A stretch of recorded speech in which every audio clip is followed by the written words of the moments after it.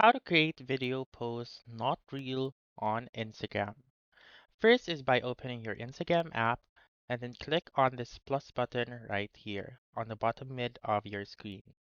And then in order for you to post a video and will not be uploaded or posted as real, then what I would suggest is to post multiple videos or videos with photos. So what I mean by that is you need to click on this button right here. So in order for you to choose more posts, more video or photos that you want. So again, you need to choose um, two or more photos or videos, and then click on next right here. And then as you can see, there will be a lot or two or more posts that you have.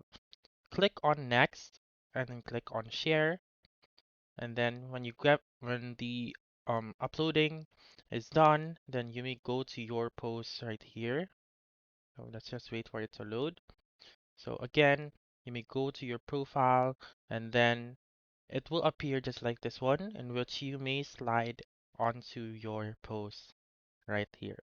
So that's it. That's how you can create video post not real on Instagram. So that's all for this video. Let me know in the comments section if this works out for you. For more helpful tutorials like this, please subscribe to our channel and don't forget to click that notification bell. Thank you for watching and have a wonderful day.